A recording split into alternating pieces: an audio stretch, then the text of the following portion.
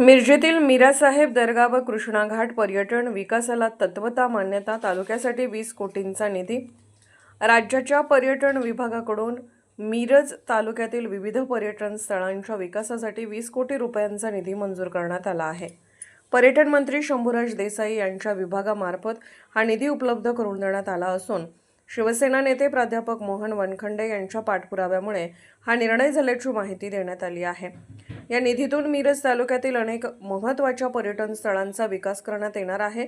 त्यामध्ये गणेश तलाव येथे शिवसृष्टी उभारणे, कृष्णा घाट परिसराचा विकास, मीरासाहेब दर्गा परिसराचे सुशोभीकरण, दंडोबा डोंगर परिसराचा विकास, ब्रह्मनाथ मंदिर परिसराचे सुशोभीकरण तसेच मालगाव येथील हुतात्मा स्मारक परिसर पर्यटन केंद्र म्हणून विकसित करणे यांचा समावेश आहे। दरम्यान गुरुवारी प्राध्यापक मोहन वनखंडे यांनी संबंधित अधिकाऱ्यांसह मिरज शहरातील मीरासाहेब दर्गा व कृष्णा घाट परिसराची पाहणी केली। यावेळी प्रस्तावित विकास कामांबाबत अधिकाऱ्यांना आवश्यक सूचना व मार्गदर्शन करण्यात आले। या विकास कामांमुळे मिरज तालुक्यातील पर्यटनाला चालना मिळण्यासोबतच स्थानिक अर्थव्यवस्थेलाही गती मिळेल अशी अपेक्षा व्यक्त केली जात आहे। पवित्र अशा मीरासाहेब दर्ग्यामध्ये इथं उपस्थित आहोत। माझ्याबरोबर माझे सगळे शिवसेनेचे पदाधिकारी आणि या दर्गा कमिटीचे सर्व पदाधिकारी इथं उपस्थित आहेत। 4 महिन्यापूर्वी महाराष्ट्र राज्याचे पर्यटन मंत्री नामदार शंभूराज देसाई यांच्याकडे आम्ही या पर्यटनमधून दर्गा विकासासाठी पैसे मिळावेत यासाठी प्रस्ताव दिला होता आणि माननीय सुहासभाई बाबर यांचंही पत्र आम्ही त्यासाठी जोडलेलं होतं। मग ह्या मिरज मतदारसंघातली 6 कामं आम्ही सुचवलेली होती। त्यातील हा शहरामध्ये असणारा मीरासाहेब दर्गा असेल, कृष्णा घाटावरती असणारं मंदिर असेल आणि गणेश तलावावरचं मंदिर, या तिन्ही ठिकाणचा प्रस्ताव शहरातला आणि ग्रामीणमधले 3।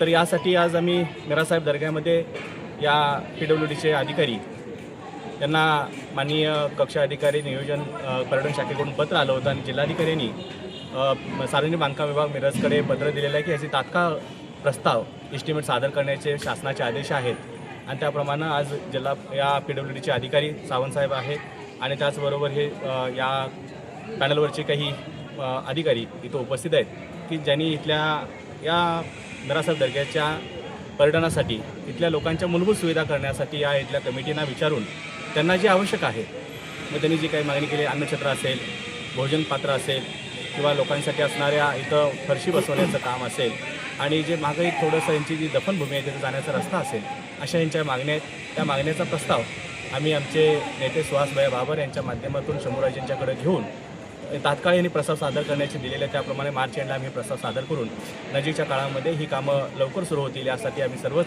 आमचे शिवसेनेचे या मिरज शहराचे आणि जिल्ह्याचे पदाधिकाऱ्यांच्या माध्यमातून हा करून ह्या मिरजेतलं एक ऐतिहासिक असा असणारा वैभव आणि सर्व धर्मियांचा आमच्या असणारा हे दैवत या दर्ग्याच्या कामासाठी लवकर पाठपुरावा करून मंजुरी आणण्यासाठी आम्ही प्रयत्न करत आहोत। नक्कीच मला खात्री आहे की आमचे शंभूराजे या दर्ग्याच्यासाठी असेल किंवा आमच्या मतदारसंघाचे 20 कोटी रुपये देण्याचं जे त्यांनी पत्र पाठवलेलं आहे त्याच्या टप्प्याटप्प्याने आपल्याला हा मान्यता देऊन हे सर्व पैसे येऊन आपला इथला विकास होईल।